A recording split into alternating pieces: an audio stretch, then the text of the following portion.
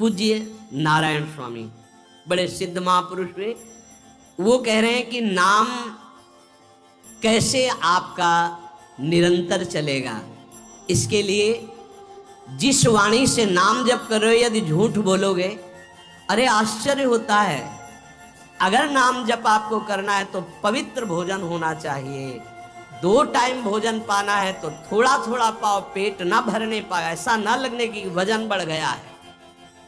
वजन बढ़ गया है तो भजन घट गया है, वजन घट गया तो भजन बढ़ गया है। देखो तुम्हारे संसारिक संबंधी माता पिता चाहेंगे कि तुम्हारा चिकना शरीर होना चाहिए, हष्ट पुष्ट होना चाहिए, लेकिन हम चाहेंगे कि तुम्हारा भजन पुष्ट होना चाहिए, भगवदाकार वृत्ति होना चाहिए। शरीर तो आज है, कल नहीं रहेगा, चाहे जितना चिकना कर लो। संसारिक माता पिता के प्यार में और गुरु के प्यार में यही अंतर है। वो आपके स्वरूप को पुष्ट करेगा तो शरीर तो अपने आप, मन प्रसन्न है तो वो स्वस्थ है, अस्वस्थ होने पर भी स्वस्थ है। अगर शरीर स्वस्थ है और काम वासना है, नाना प्रकार की चिंताएं, ये थोड़ी माता पिता दूर कर पाएंगे। वो तो तपस्या और साधना से ही दूर होती है, ध्यान रख लीजिए। अधिक भोजन पाना, शरीर को बहुत पुष्ट बलवान कर लेना, तो हर इंद्रियों को भोग देना पड़ेगा आपको। वो कोई तपस्वी होता है, जो तपस्वी होता है वो संयमी होता है, जो संयमी होता है उसके चर्बी नहीं होती, ध्यान रखना। युक्ताहार विहार से, प्राण पोषण के लिए केवल शरीर में अन्न जाए तब नाम में प्रीति होगी। खाते खाते अनेकों जन्म व्यतीत हो गए, वर्षों व्यतीत हो गए, अरे अब तो भजन कर लो, कहां तक खाओगे? ये नरक कुंड है, डाला विष्ठा बन गया। नींद एक नियम बना लो कि इतना ही सोना है। पता नहीं सोने में कौन सा सुख, नींद में केवल एक बात का सुख होता है, आपका संसार का चिंतन नहीं होता, तो आप जो शांत रहते हैं वो सुख होता है, लेकिन वो तमोगुणी सुख है। अगर आप जागृत में संसार का चिंतन न होने दें और भगवत चिंतन करें तो आप महापुरुष हो जाएंगे। सो सो के जीवन क्यों बर्बाद करते हैं? एक टाइम रखिए सोने का, बस। ये कोई तुम्हारा सुख नहीं है, ये तमोगुणी सुख है। निद्रा आलस्य प्रमादोत्तम तत्तामस मुदाहृतम। और एक बात समझ लो, यद तज्ञे विषमी परिणामे अमृतोपमम, जिसमें विष जैसा शुरुआत में लगता है उसका परिणाम अमृत होता है, और जिसकी शुरुआत अमृत जैसी लगती है उसका परिणाम विष होता है।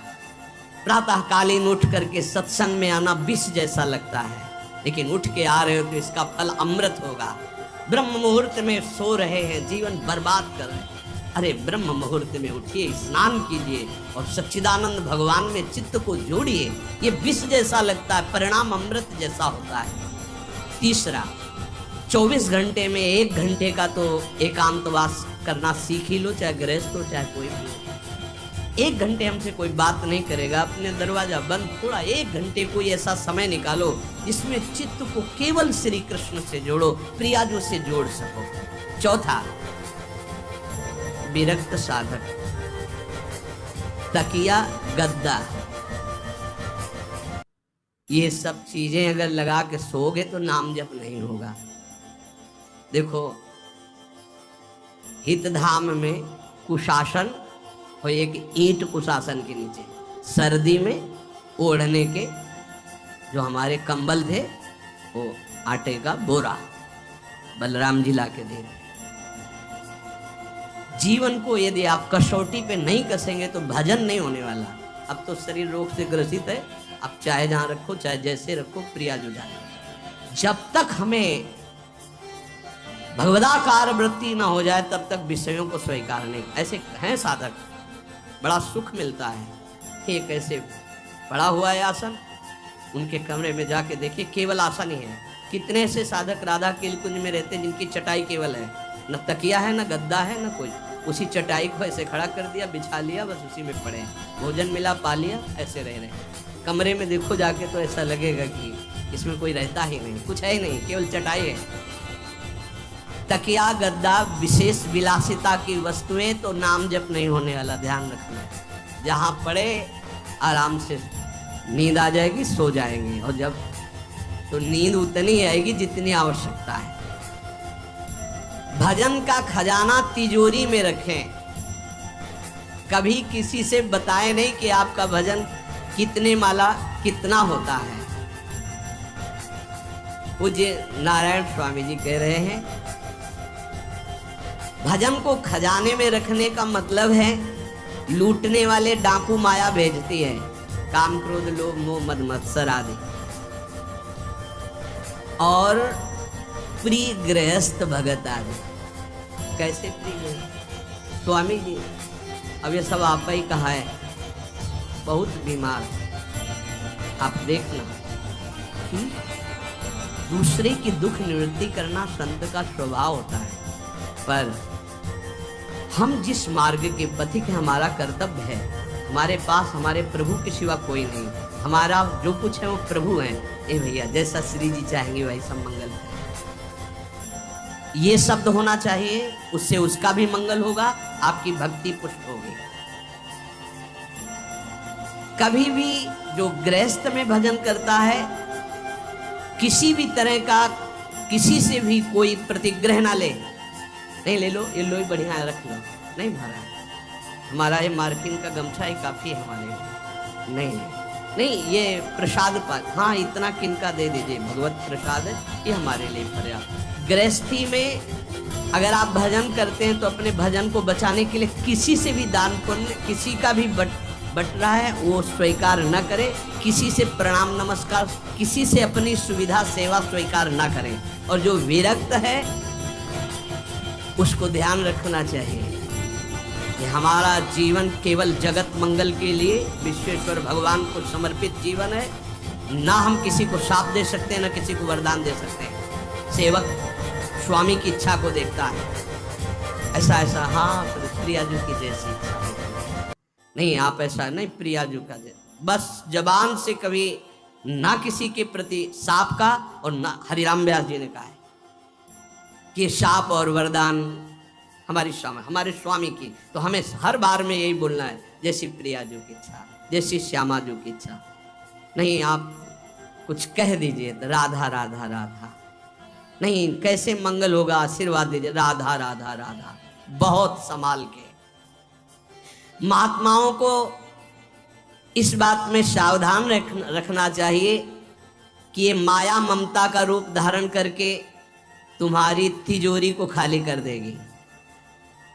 खजाना लूटने के लिए माया बहुत अनुभवी महापुरुष है, सेवक के रूप में आती है, खास सेवक बनकर। आज तक जहां दगा हुआ है तो खास से हुआ है। जब वृक्ष कटने लगे तो आपस में बात की, भाई ऐसा कौन आ गया जो हमें काट सकता है? बोले हमारा कोई मिल गया। तो कुल्हाड़ में जो बेट है ना, बोले मिल गया कोई हमारा। खास बन करके आती है माया, सेवक सेविका रूप लेके। बहुत अनुभव की बात महापुरुषों की, मान लीजिए विरक्त जनों के लिए खास बात है। सेवक सेविका रूप रख करके माया आएगी। इसके बाद अगर आपने स्वीकार किया, फिर तुम सेवक होगे, वो स्वामी होगी। समझ रहे हो? बहुत अंदर से इस बात को समझ लीजिए। अगर आपको भगवत प्राप्ति करनी है तो जब तक शरीर में श्वास रहे, सेवा मत स्वीकार करना किसी की। कपड़ा धुलाना, खाना पीना, भीख मांग के खाओ, भिक्षा अन्न, या आकाशवृत्ति से जियो। जैसे मना, ना कपड़ा धो पाओ तो उतने पहनो जितना धो पाओ। किसी को अपनी सेवा में प्रवेश मत होने दो। अपने शरीर की सेवा, अपने जीवन की सेवा जब तक श्वास है तब तक स्वयं करो, नहीं तो तब लग जोगी जगत गुरु, जब लग रहे निराश, जब आशा मन में भई, जब गुरु और जोगी दास। इसलिए होश में परमार्थ के पथिक को कभी किसी की सेवा नहीं लेनी चाहिए, कभी किसी को सेवक नहीं बनाना चाहिए। भगवत भाव से नेकी कर दरिया में डाल, उपदेश दे दिया, चल अपने मार्ग में। जीवन की ये बात हमारी अनुभव की मान लीजिए। अगर निर्विघ्न पंथ निर्वाह करना है तो कभी किसी को यहां सेवक न बनाया जाए।